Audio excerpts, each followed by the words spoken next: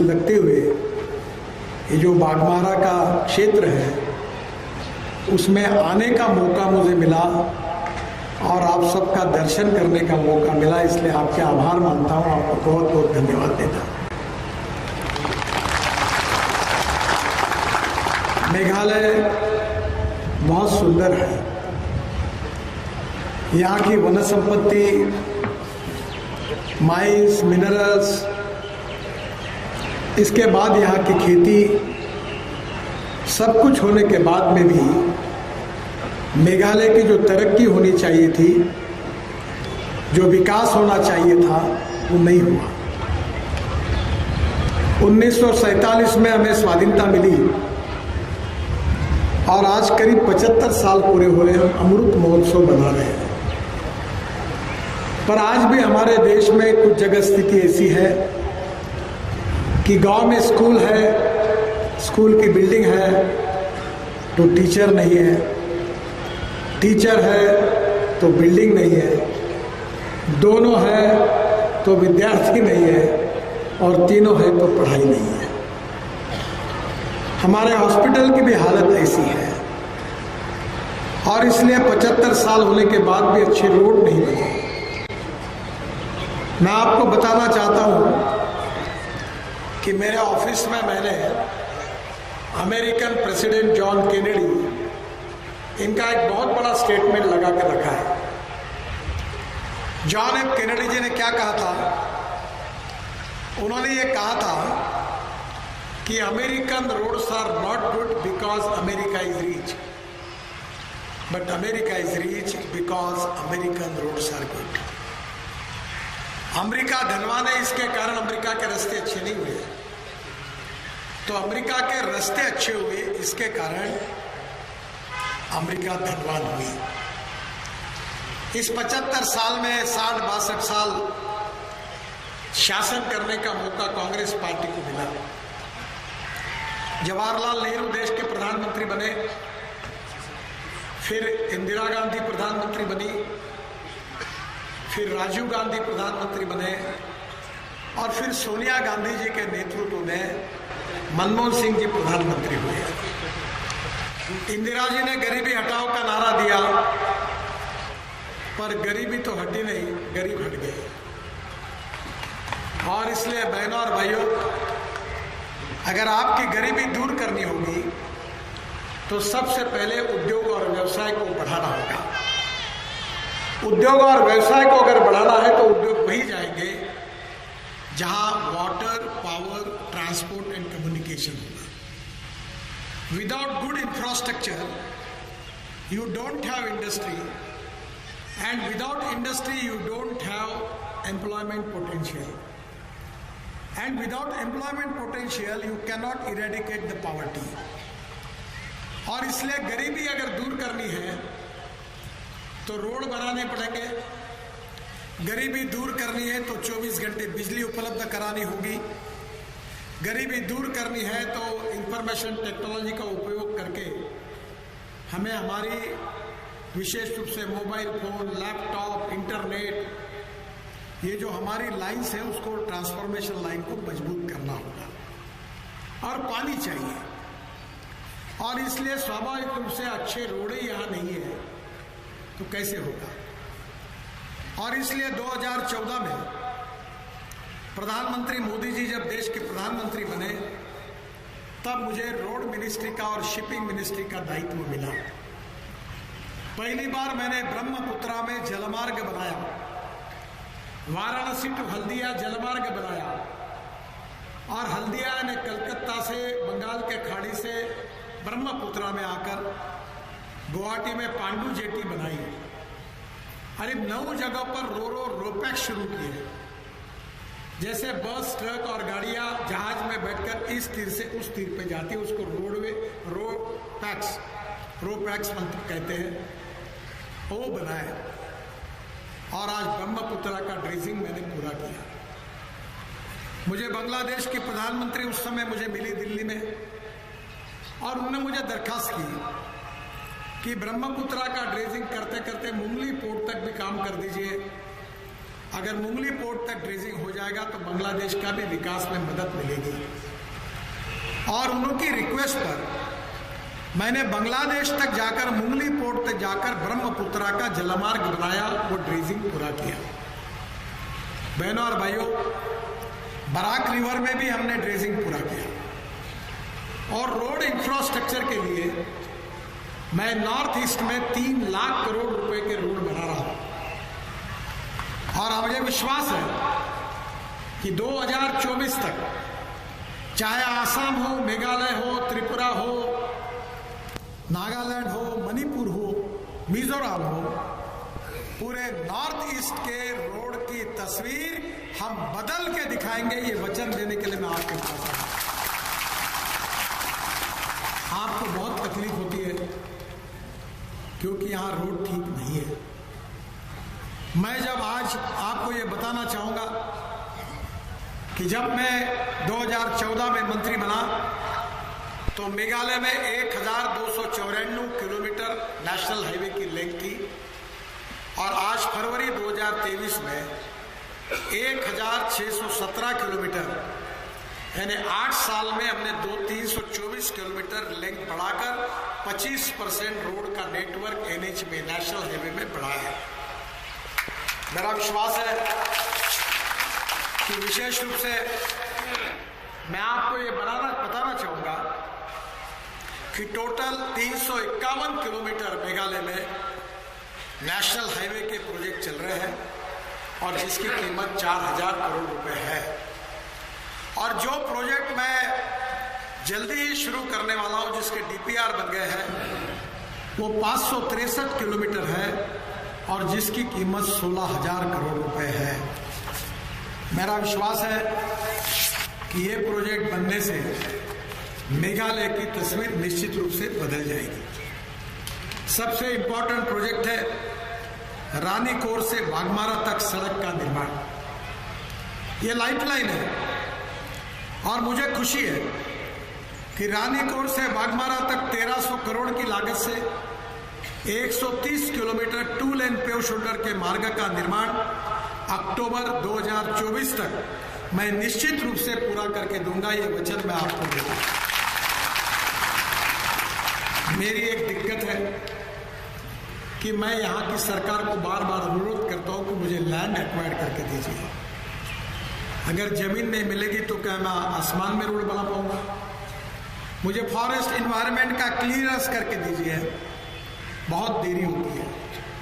मैं राजनीतिक टिप्पणी किसके ऊपर नहीं कर रहा हूं, पर राज्य सरकार अगर मुझे जगह देगी, राज्य सरकार मुझे इन्वायरमेंट फॉरेस्ट का क्लियरेंस करके देगी, तो 2 साल के अंदर मेघालय के रास्ते में अमेरिका के बराबर करके दूंगा। ये वचन आपको।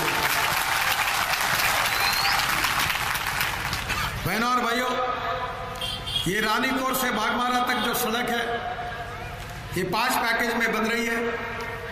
पहला रानीकोर से नोमजारी 306 करोड़ की लागत से 33 किलोमीटर 2 लेन पेव शोल्डर सड़क निर्माण का काम जून 2023 में पूरा हो जाएगा।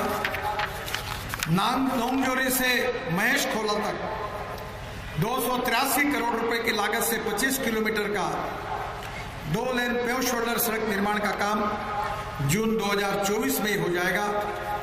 महेश खोला से कनई तक 260 करोड़ की लागत से 24 किलोमीटर 2 लेन पेव शोल्डर सड़क का निर्माण का काम मार्च 2024 तक हो जाएगा। कनई से रोंगरा होकर पांडा तक 303 करोड़ की लागत से 30 किलोमीटर 2 लेन पेव शोल्डर सड़क का निर्माण का काम मार्च 2024 तक हो जाएगा।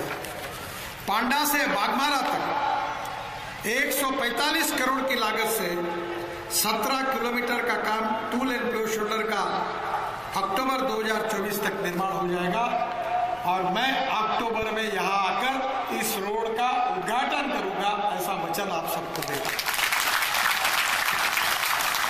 इस काम में भी लैंड एक्विजिशन, फॉरेस्ट की बहुत तकलीफ है, और मैं राज्य सरकार में अधिकारियों को अनुरोध करता हूं कि वो अगर इसको क्लियर कर देंगे तो उससे पहले 6-7 महीने पहले मैं ये काम पूरा करके दूंगा। बहनों और भाइयों, नौस्टोई से वाकाजी सड़क का निर्माण, ये 302 करोड़ की लागत से 43 किलोमीटर 2 लेन पेव शोल्डर का निर्माण का काम अगस्त 2023 तक हो जाएगा। नौस्टोई से रामबराई किरशाई तक 360 करोड़ की लागत से 33 किलोमीटर 2 लेन पेव शोल्डर सड़क का निर्माण का काम 2024 तक पूरा हो जाएगा। मई में रोंडिक नदी पर 15 करोड़ की लागत से ब्रिज का निर्माण जून 2023 में पूरा हो जाएगा। पश्चिमी जयंतिया हिल्स पर्यटन क्षेत्र के सड़क विकास में पश्चिमी जयंतिया हिल्स पर्यटन के साथ मेघालय के सांस्कृतिक क्षेत्र है क्रोंगसुरी जलप्रपात जैसी सुंदर जगहों तक पर्यटकों को पहुंचाना आसान हो सके, इसके लिए इस मार्ग में निर्माण कराया जा रहा है, जो मावरिंग क्लेंक्स से जयंतिया हिल्स तक 4,850 करोड़ की लागत से 127 किलोमीटर 4 लेन का मार्ग का डीपीआर अक्टूबर 2023 तक बन जाएगा। और पश्चिमी जयंतिया हिल्स क्षेत्र पर्यटकों का पसंदीदा स्थान है, यहाँ हर पर्यटक जाना चाहता है, इससे पर्यटकों की यात्रा सुविधाजनक हो जाएगी। विशेष रूप से जो रानीकोट से नोंगलाई तक जो है आरएमबी का पैकेज जो है वो पहला पैकेज 80% पूरा हुआ है और नोंगरई का पैकेज जो सेकंड है वो 5% ही पूरा हुआ है।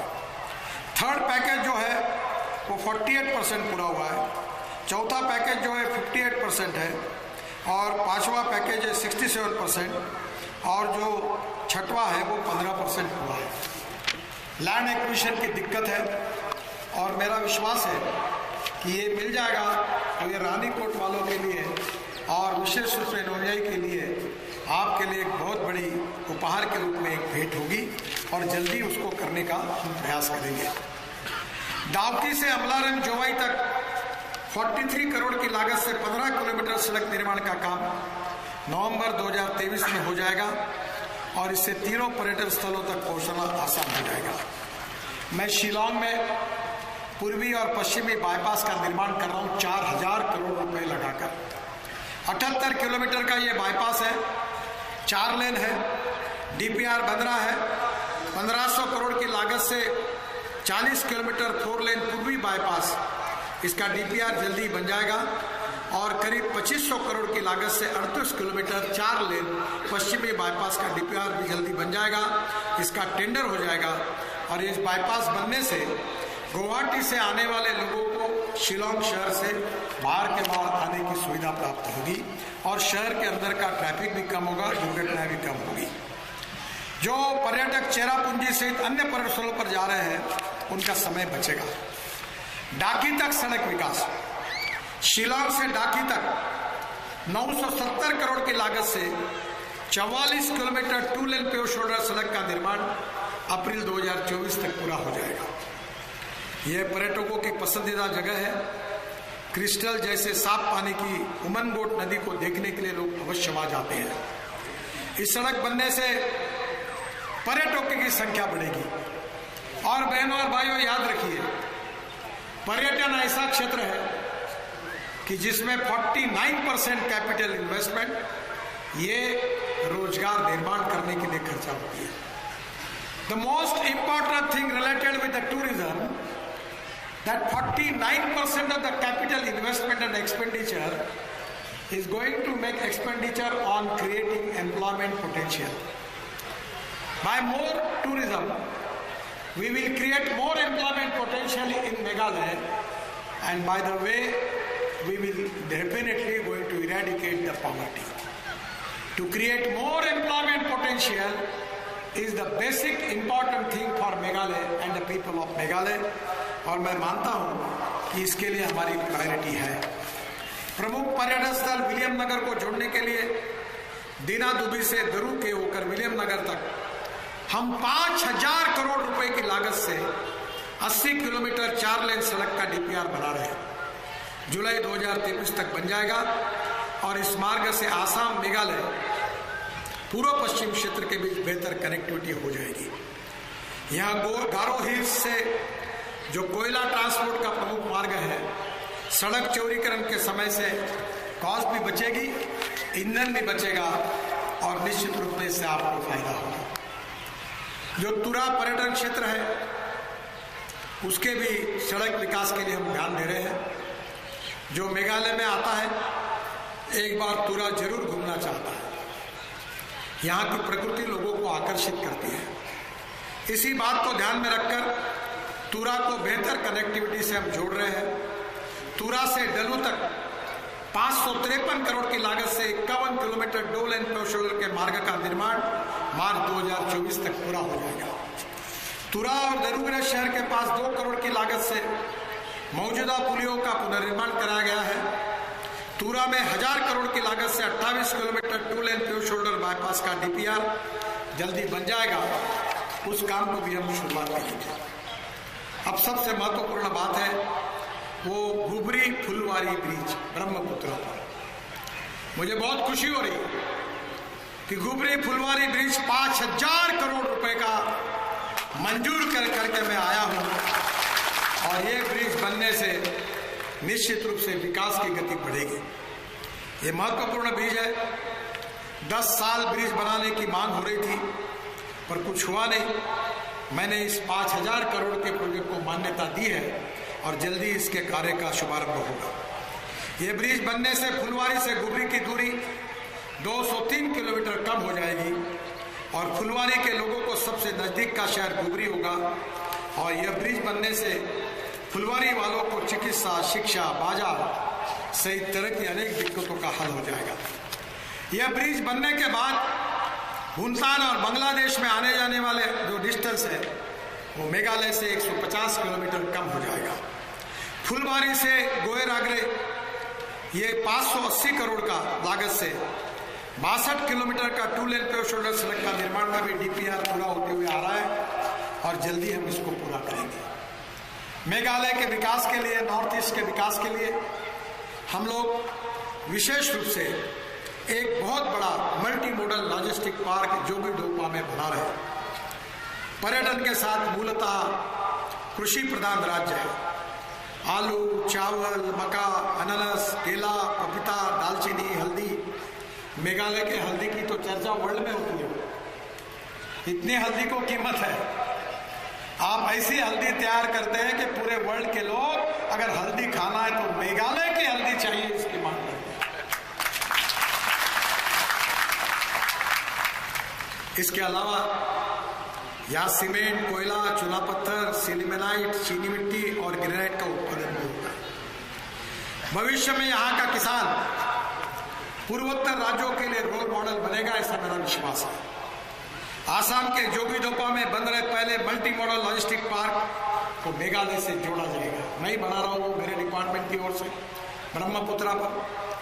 मल्टी मॉडल का मतलब है जहाँ नेशनल हाईवे है, जहाँ रोड है, जहाँ एयरपोर्ट है और जहाँ रेलवे है, चारों एक जगह है, उसको मल्टी मॉडल बोलते हैं। वो मल्टी मॉडल लॉजिस्टिक पार्क आपके विकास के लिए मैं आसाम में ब्रह्मपुत्रा पर जोगीडोपा में बना रहा हूँ। उसका काफी काम हुआ है।